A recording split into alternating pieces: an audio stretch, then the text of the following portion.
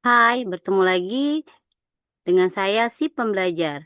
Pada kesempatan kali ini kita akan membahas mengenai mengelola pengambilan keputusan. Dalam topik kali ini kita akan membahas beberapa subtopik. Yang pertama adalah tipe masalah dan pengambilan keputusan. Yang kedua, model pengambilan keputusan. Ketiga, proses pengambilan keputusan. Keempat, inovasi pengambilan keputusan. Sebagai individual, kita dihadapkan dengan berbagai macam pilihan yang ada dalam kehidupan, mulai dari kita bangun pagi sampai dengan kita tidur kembali. Begitu juga keputusan-keputusan yang kita ambil berkaitan dengan masa sekarang ataupun dengan masa yang akan datang. Setiap individu terkadang dihadapkan dengan beberapa pilihan yang menyulitkan, baik dalam kehidupan sehari-hari maupun dalam kehidupan profesionalnya. Seperti contoh ketika seorang remaja yang baru lulus SMA dihadapkan pilihan untuk melanjutkan ke perguruan tinggi atau bahkan ya nikah atau bahkan mungkin bekerja karena dihadapkan pada pilihan keluarga dengan ekonomi yang memang kurang mendukung apabila melanjutkan sekolah. Nah, ketika memilih untuk melanjutkan ke perguruan tinggi atau ke pendidikan yang lebih tinggi, maka si siswa tersebut dihadapkan kembali dengan pilihan apakah masuk perguruan tinggi negeri atau perguruan tinggi swasta. Ketika memutuskan untuk masuk pada perguruan tinggi negeri, maka dia harus berjuang melawan persaingan yang sangat ketat dari berbagai jalur yang dibuka oleh perguruan tinggi negeri. Sedangkan apabila memilih perguruan tinggi swasta, maka dia harus memastikan bahwa dana yang dimiliki tersedia, atau bahkan mungkin memilih untuk masuk perguruan tinggi yang seadanya. Nah, hal-hal seperti ini terkadang membawa penyesalan di kemudian hari, baik itu dari sisi individual maupun dari sisi orang tua. Nah, bagaimana di organisasi? Sama halnya dengan pengambilan keputusan dari sisi individual, di dalam keputusan manajerial atau organisasi, setiap keputusan itu memiliki berbagai sisi. Kita lihat definisi dari keputusan adalah sebuah pilihan dari berbagai alternatif yang tersedia, di mana pengambilan keputusan ini merupakan sebuah proses identifikasi masalah dan kesempatan kemudian kita menyelesaikannya. Dalam organisasi, setiap keputusan itu diputuskan oleh pemimpin, baik itu secara individu, secara eh, kesepakatan bersama atau bahkan terkadang diambil berdasarkan inisiatif si pemimpin organisasi. Nah, pengambilan keputusan yang baik adalah bagian penting dari manajemen yang baik karena keputusan menentukan bagaimana organisasi akan memecahkan masalahnya, mengalokasikan sumber daya, dan juga mencapai tujuannya. Bisa dilihat di sini eh, secara mitos ya, sebuah keputusan yang baik itu akan didefinisikan dari hasil yang terbaik yang didapat dari organisasi tersebut. Nah, apakah itu benar? Kita akan mempelajari beberapa hal sebagai berikut. Perhatikan bagan di depan dalam slide ini. Seperti yang kita bicarakan di awal bahwa pengambilan keputusan merupakan proses pengidentifikasian ya. Jadi kita melihat bahwa dalam sebuah organisasi itu ada masalah-masalah yang dihadapi dan masalah-masalah ini ya eh, diminta atau bahkan diharapkan dapat diselesaikan dan tidak menumpuk di kemudian hari. Kita bisa lihat ya, masalah yang dihadapi organisasi itu dilihat dari tingkat kepastiannya sampai dengan tingkat ketidakpastiannya. Jadi kalau di paling rendah ya bisa kita bilang bahwa masalah yang ada di organisasi itu tingkatnya itu atau tingkat kepastiannya itu jelas ya. Maka eh, kemungkinan ya dalam menyelesaikan masalahnya itu tidak akan gagal atau kecenderungan untuk gagalnya akan berisiko lebih rendah ketimbang ya masalah yang dihadapi dengan ketidakpastian tinggi atau bahkan bisa dikatakan sebagai ambiguity atau memiliki kebiasan ya, memiliki ketidakjelasan. Sehingga resiko ketidakpastiannya ini sangat tinggi dan biasanya untuk penyelesaian masalahnya dibutuhkan keputusan-keputusan yang memang tidak terprogram. Jadi kalau dilihat di sini sebuah keputusan di dalam organisasi terbagi menjadi dua. Pertama adalah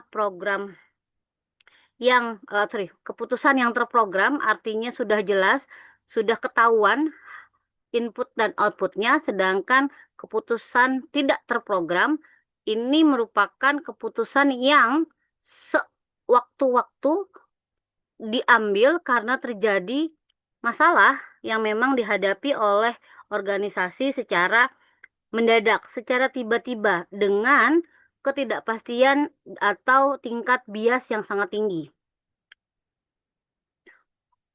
Nah, kedua eh, keputusan ini ujung-ujungnya untuk memecahkan masalah yang ada di organisasi. Sebagai contoh, kalau untuk keputusan terprogram, misalnya keputusan mengenai kebutuhan sumber daya manusia di setiap bidang yang ada di organisasi.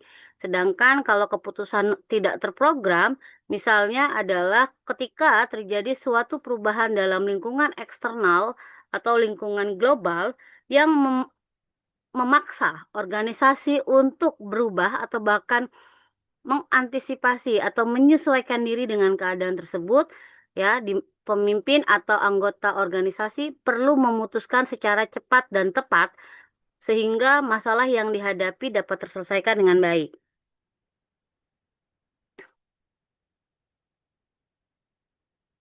Bisa dilihat ya, ketika kita membandingkan antara keputusan yang terprogram dengan keputusan yang tidak terprogram, kalau dilihat dari tipe problemnya atau tipe masalahnya, kalau untuk yang keputusan terprogram, tipe masalahnya itu sudah pasti terstruktur, ketahuan, ya.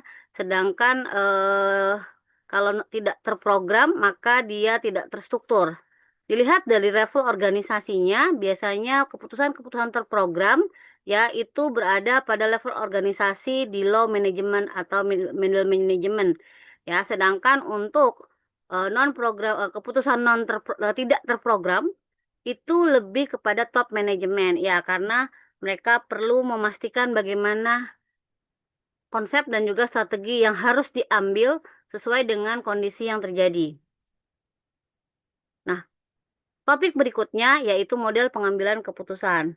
Pada model pengambilan keputusan terdapat tiga macam atau tiga kategori model yang dipelajari pada kesempatan kali ini. Pertama adalah model rasional, kedua adalah model administratif, ketiga adalah model political atau model politik.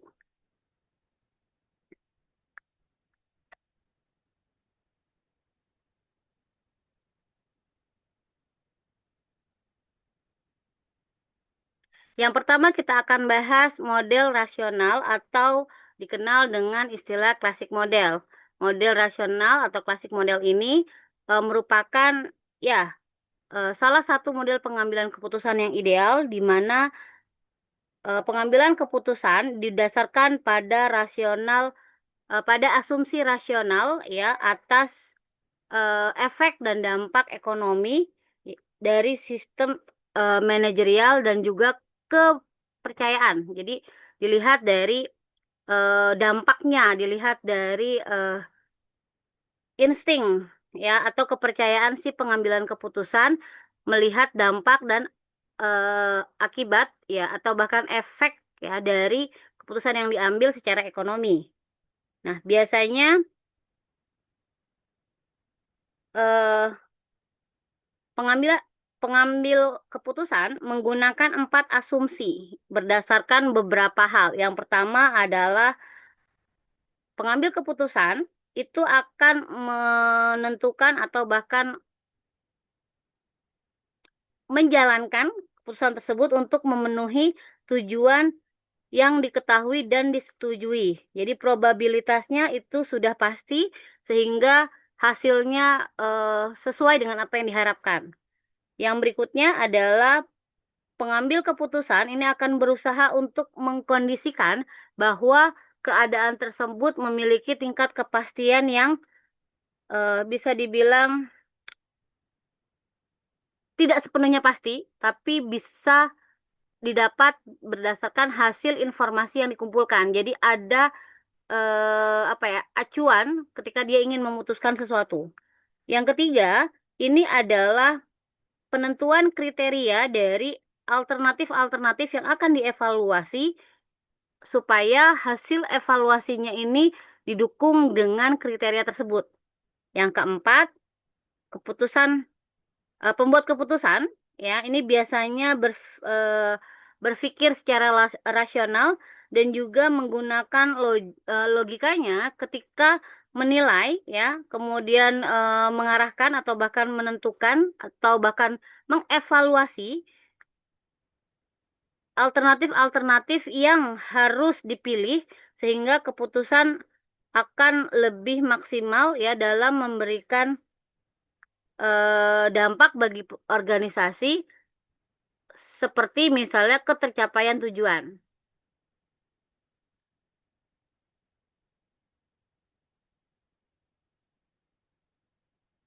Nah, yang berikutnya adalah administratif model atau model administrasi.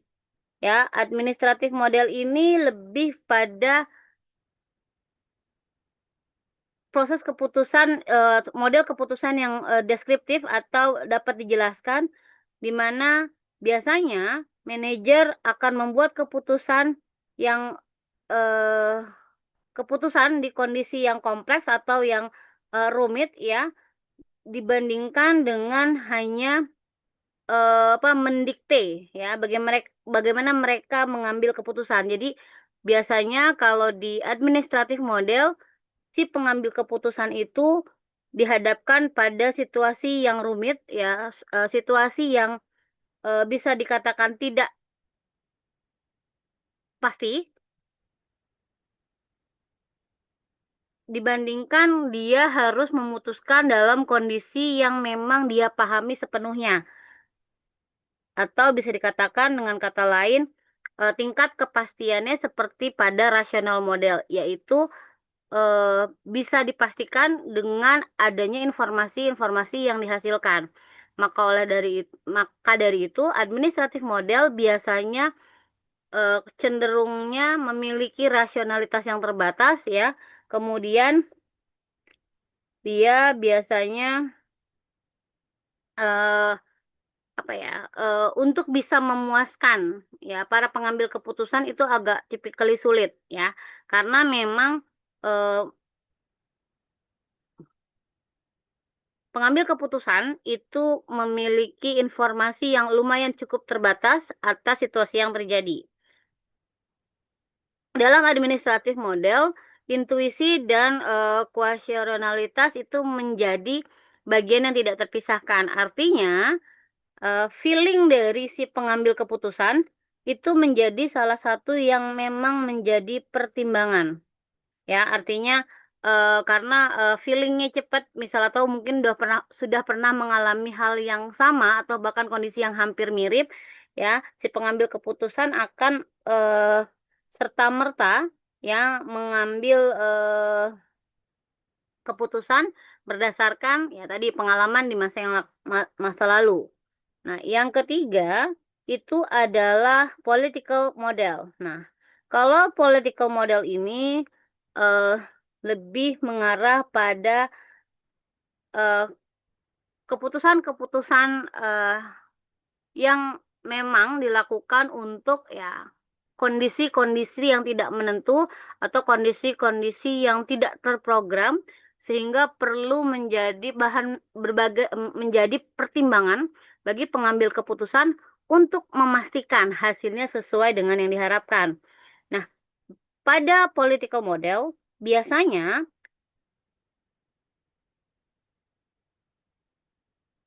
koalisi menjadi salah satu andalan agar dapat diimplementasikan. Nah, apa itu koalisi? Koalisi merupakan informal gabungan atau kesepakatan informal ya antara para manajer yang mendukung ya beberapa spesifik atau beberapa tujuan yang secara spesifik. Nah, koalisi sendiri ini bisa dibangun ya dari berbagai bahasanya berbagai fungsi ya atau kesepakatan yang memang diharapkan bisa memberikan keputusan ya yang meminimalisir risiko atau dampak buruk bagi organisasi.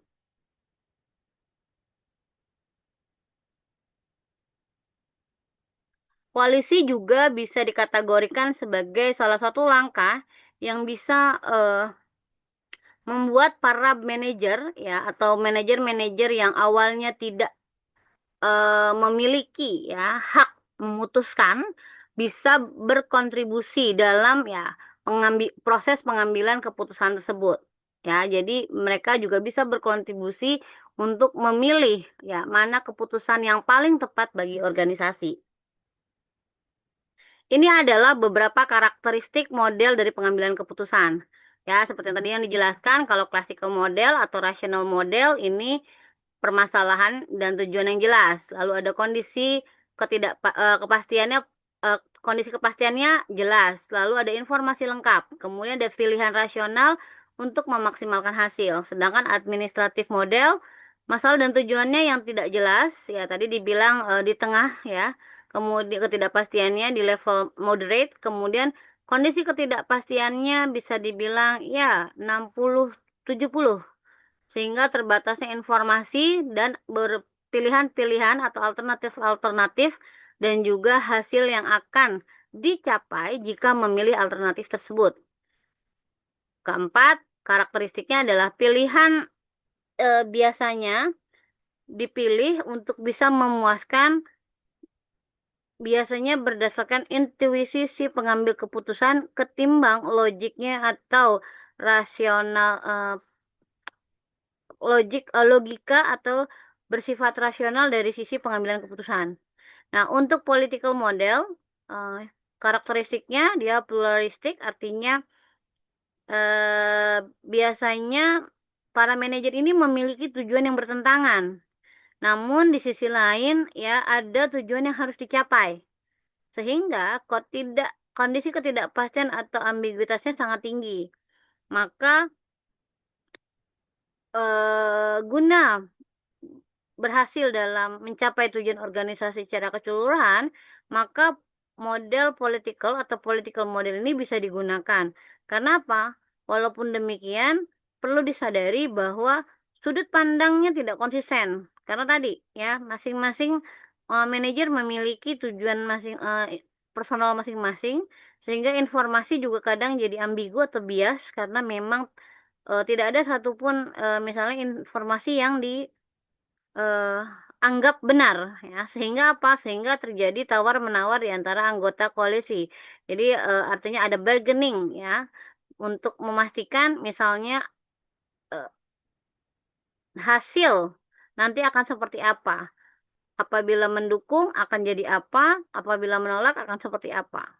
Ini adalah karakteristik model pengambilan keputusan. Nah, dilihat dari prosesnya ya, ini berdasarkan Robin, Coulter, and DeCenzo, ternyata proses pengambilan keputusan memiliki tahapan yang lumayan banyak ya. Kalau di sini ada 8 tahap. Yang pertama mulai dari identifikasi masalah, lalu identifikasi kriteria keputusan, lalu ada alokasi dari penilaian. Jadi kita kasih bobot di setiap kriteria, kemudian berusaha mengembangkan alternatif. Jadi kalau diawali dengan adanya masalah, lalu identifikasi kira-kira kriterianya seperti apa untuk keputusan yang bisa dibuat, lalu memberikan bobot pada masing-masing kriteria. Nah, manajer bisa mengembangkan alternatif pilihan penyelesaian masalahnya, ya, lalu menganalisis alternatif tersebut, lalu memilih alternatif tersebut dan mengimplementasikannya. Setelah mengimplementasikannya, jangan lupa untuk melakukan evaluasi. Karena tanpa adanya evaluasi, kita tidak bisa tahu apakah identifikasi masalah yang sudah kita lakukan itu sesuai. Apakah penetapan kriteria keputusan juga sudah sesuai dengan masalah yang dihadapi. Nah, kalau DAF ini melihat proses pengambilan keputusan atau pembuatan keputusan ini ada 6 langkah ya, lebih sedikit daripada Robertson ya, daripada Robert. Yang pertama adalah mengidentifikasi keputusan ya yang diperlukan. Jadi mengidentifikasi misal-misal syarat dari keputusan yang akan dibuat. Yang kedua adalah melakukan diagnosa dan analisis terhadap penyebab. Apa penyebab apa? Penyebab masalah. Kemudian melakukan pengembangan alternatif. Jadi ketika kita sudah mengidentifikasi masalah, kita lihat masalahnya apa, sumbernya di mana, lalu kita kembangkan alternatif yang bisa diambil untuk menyelesaikan masalah tersebut. Nah, kemudian ada menyeleksi ya, alternatif yang diinginkan. Jadi alternatif itu ada beberapa dan kemudian mana yang sesuai ya dengan apa yang diharapkan. Lalu ada mengimplementasikan alternatif yang dipilih, kemudian evaluasi dan berikan feedback pada keputusan-keputusan yang sudah diketuk palu. Jadi dia harus dievaluasi, baik itu dari sisi efektivitas maupun dari efisiensinya. Dan penyelesaian masalahnya tentu saja. Ini adalah gambar bagaimana proses pengambilan keputusan secara pribadi. Ya, jadi kalau tadi kita membahas secara organisasi, kali ini kita akan lihat bagaimana proses pengambilan keputusan dari sisi personal. Sama seperti organisasi, maka terdapat situasi, ya kan? Situasi atau kondisi yang dihadapi individual di mana karakteristik kepribadian seseorang itu akan menentukan bagaimana seseorang dalam memilih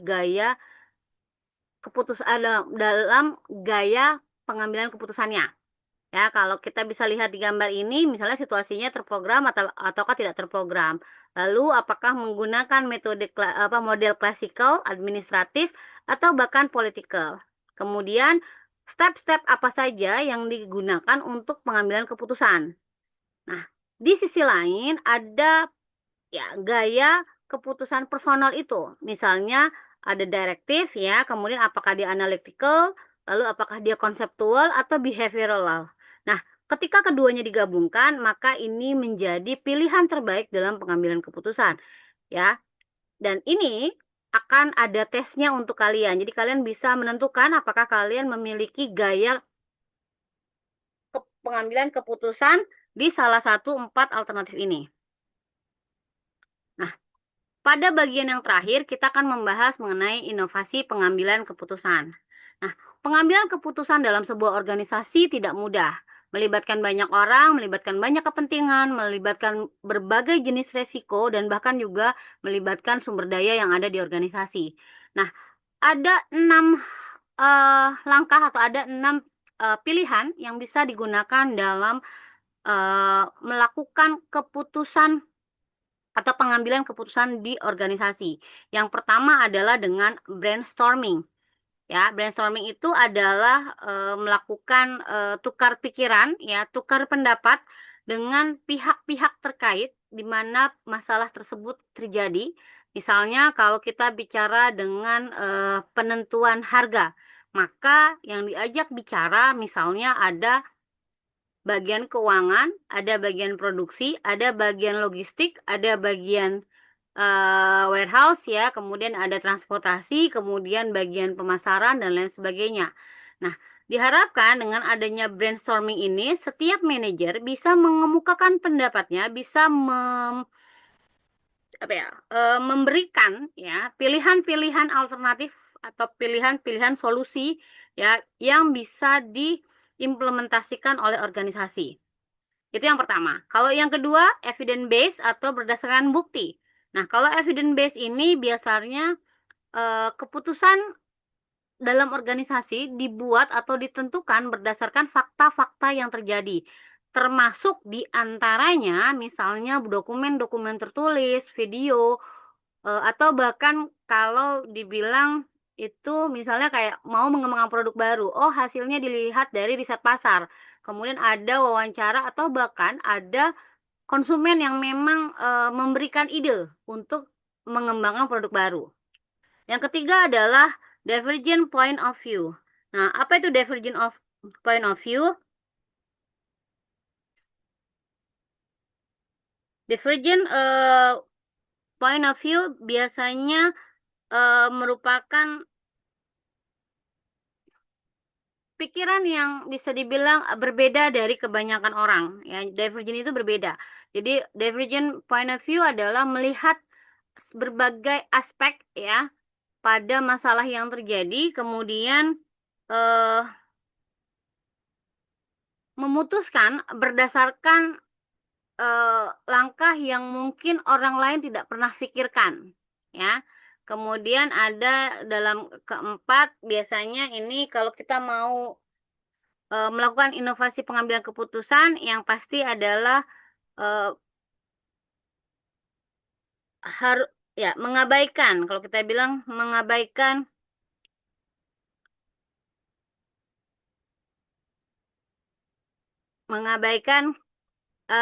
kepentingan kelompok, ya. Kemudian ya mengabaikan kepentingan kelompok, kemudian eh, memastikan atau meningkatkan komitmen. Jadi yang kelima adalah meningkatkan komitmen, ya, di mana komitmen ini dibuat berdasarkan tadi hasil kesepakatan. Nah, yang keenam ini adalah melakukan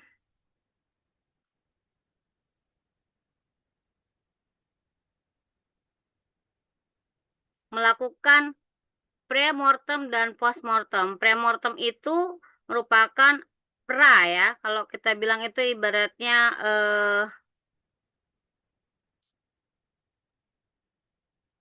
pra penilaian, ya, pra penilaian ya untuk keputusan yang kita ambil, dan ya kita melakukan postmortem, jadi after action review, jadi dilihat dari kira-kira misalnya apakah hasilnya sesuai atau tidak.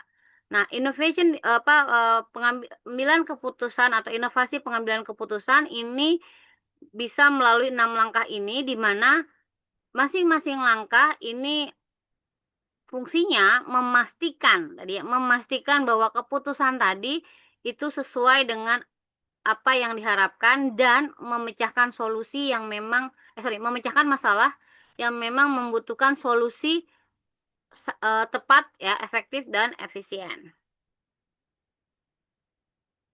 Demikianlah penjelasan saya untuk video kali ini. Terima kasih, semoga mengerti, dan apabila ada pertanyaan boleh langsung chat saya di nomor yang tertera pada caption.